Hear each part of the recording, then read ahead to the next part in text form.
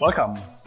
I'm here with Dave Brossard and with Allan Foster, and we're here to talk about, let's say, the future of authorization and how this impacts digital identity and the digital business.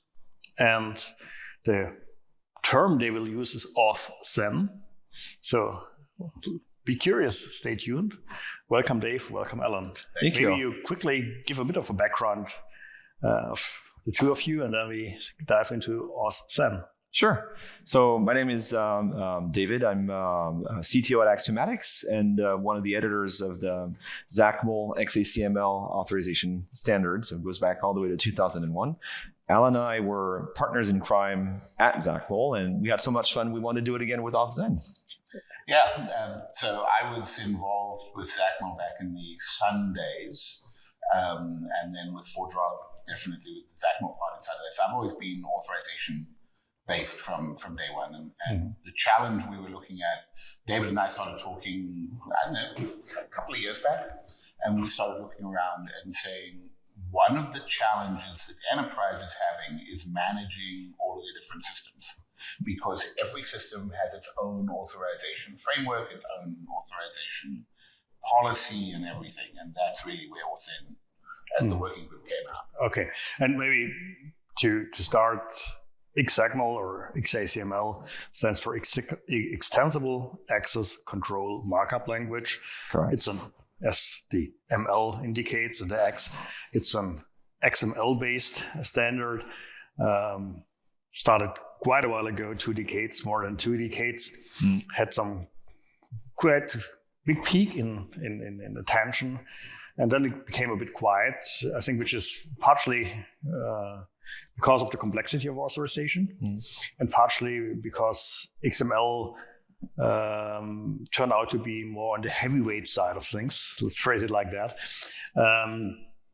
So what is different? So a few things. First of all, you're right. Like, XACML was XML based and XML eventually fell out of favor. We came up with Alpha, the abbreviated language for authorization, to help with that. But it didn't solve the fact that authorization is a really hard problem to solve, because you're kind of sitting here, there's the identity side of things, there's the application side of things, and authorization kind of sits in the middle. It's a very uncomfortable position. I think what's changing is people who've been working on authentication, they're done with that. It's more or less mature, right? Authentication is fixed. So companies have time to focus on authorization, one thing. The other aspect is there's more data, more users, more services, more apps, more risk. So you need to do authorization. And that's where AuthZEN really comes in, because XACML was great. The model behind it was great. NIST took it, created ABAC, NIST ABAC in 2013, I think. 13. And now we're, with an open ID, we're saying, well, let's rebuild the standard interfaces for authorization. That's what we kickstarted last year. Yeah. I mean, XACML, the number of times we stood around and people are saying, XACML's dead.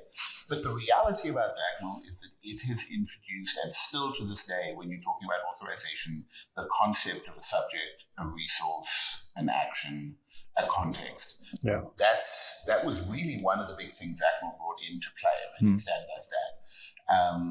Okay, maybe now we should be using JSON instead of XML, but ultimately the question, and the one thing that I want to add on to what David said, is that the additional thing that's made it a lot more complex is outsourcing of a lot of apps into SaaS apps and cloud apps, which means that the enterprise no longer has control over how it works. They're just buying it as a service. And so that makes it, again, inherently more complex. And you still need to manage authorizations. That, I think, doesn't go away. And what I currently observe, and it's interesting to see when I talk with a lot of people, as analysts tend to do, there are a lot more talks right now about authorization, about policy-based access control, whichever term you want to use. And one of the fears which are starting to grow is that we see a lot of sort of grassroots authorization approaches. So getting authorization out of applications in the development of applications, like we have this OPA. We see things happening on the big cloud platforms with different types of initiatives. And so the fear is a bit of ending up with, let's say, policy islands at the end of the day, where you have relatively isolated solutions, and then you need to bring these things together. So is this something where AuthZEN then will help to get a better grip on that? It will a little bit, but there's other initiatives too that will help. So first of all, the fact that you land with policy islands, and it sounds scary, but it's actually good news because it means we're all thinking in terms of policy. So it's the first good step. Yeah. It also means that the architecture is fundamentally the same, the PEP, the PDP. So that's a great start. Right? It might mean that we need to have policy translation in place or policy governance. So if you look at Jerry Gable and Strata Identity and the Hexa open source framework, they came up with a language called IDQL that is not meant to be a runtime language. It's meant to be a governance language, and they're translating back into Rego for Open Policy Agent, Alpha for authorization, eventually maybe one day Cedar. So it's yes, you're right. There might be islands, but the good news is same architecture, the ability to manage these policies in a single language. Yeah. That being said, it's not what AuthZEN is doing, because at the moment. So what is it doing? We decided right from the get-go that we did not want to do policy, because you're going to get in very heated conversations about what the policy should look like. And, there's the Rego camp, the Alpha camp, the Cedar camp. We don't want to do that, right? We want to focus on request response first and foremost. Mm-hmm. How you send a request, how you get a response back. We've got 3 APIs in mind. We've already got the first one figured out. The first one figured out is the binary one. Hey, can Alice do X? You get a yes or a no back. Or something in between? Not yet. Alan can talk about obligations and advice. The second one is a batch version or the box carrying version of the first one. The third one is the search one, where you can say, hey, what can Alice can do? Which means that you can get a list of things back instead of just a yes or no. But also, to your point, Martin, we are thinking of returning additional context. And that's something that's close to your heart, isn't it? It is. And there's multiple layers, right? It's not that we don't want to do policy, but that's a really big problem, and we'll get there. One of the things that we looked at was looking at the basic request response. Any authorization thing that needs to be done, that's what you have to do. You've got to make a decision. Okay. If we can make that, and most of us do it sort of the same way, and if we can make that standardized, it means that the developer doesn't have to make a decision about their decision point while they're working on their app. They can change it on the fly and use wherever they're going. Returning context, I think it's very important because at the point of enforcement, there is a lot of context that we can make decisions about. The famous one is step-up authentication.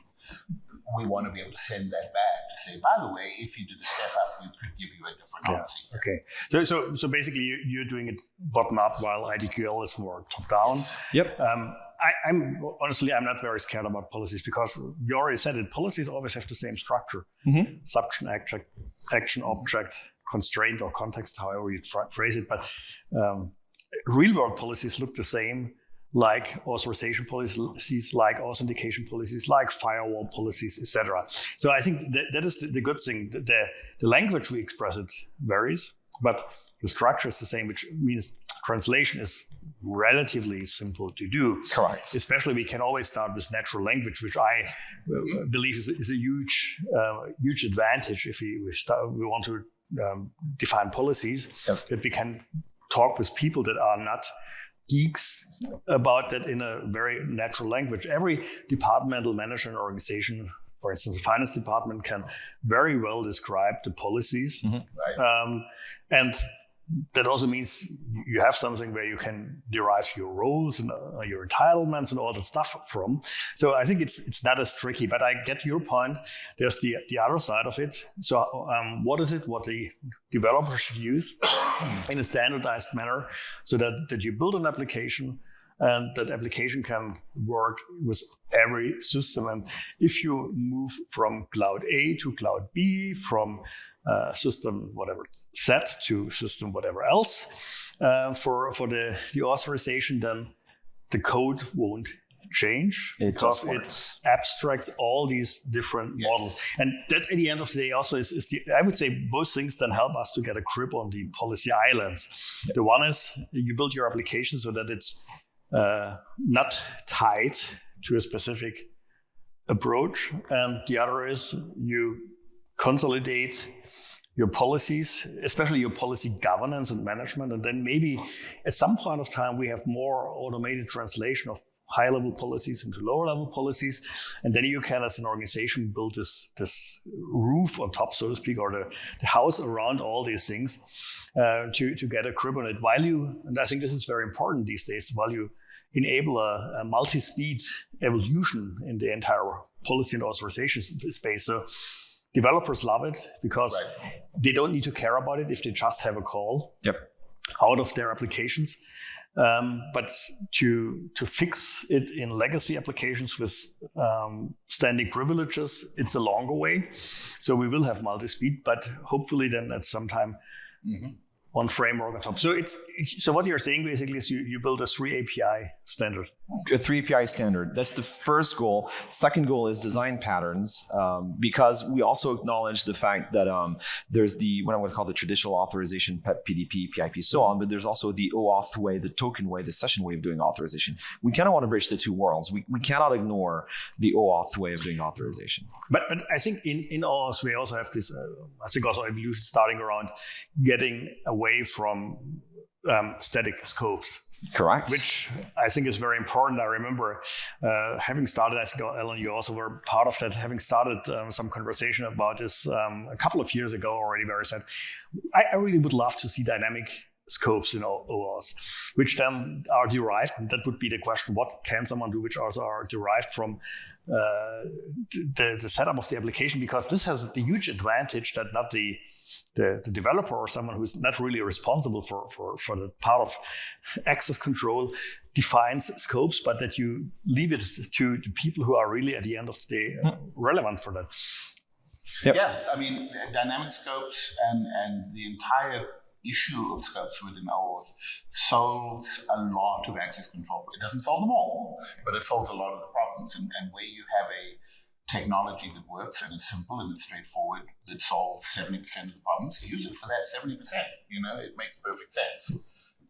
Most cases are happy with static scopes. In the cases that doesn't work, then we've got, dynamic scopes and adding that in. Maybe it's that in most cases we learn to be happy with static scopes, but would be even happier if we would have dynamic scopes. That might also be the case. So, but I think this gives me and hopefully everyone listening to this an idea of what AuthZEN is, where it's heading. And so first, one question more to you. Do you need further supporters? If so, yes, absolutely. To go back to your previous point where you're saying, it's two approaches, right? From bottom up, from the developer point of view, and top down from the policy governance point of view. So going at the bottom, we're asking, all of these SaaS builders, the COTS builders, look at AuthZEN and start thinking about externalized authorization. Start building the hooks so that you can take a Workday, a Salesforce, plug it into an AuthZEN product. And then the call to action to end consumers and customers, much like you required your products to do OAuth and SAML, request the same thing with AuthZEN, right? Yeah. You should not have to re-implement your authorization configuration in different ways in different SaaS frameworks. It should be AuthZEN. Okay.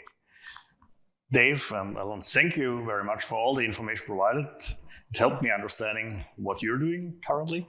Thank you for everyone listening in to this talk. Pleasure having you here. Thank you. Thanks, Martin. Pleasure. That's fine.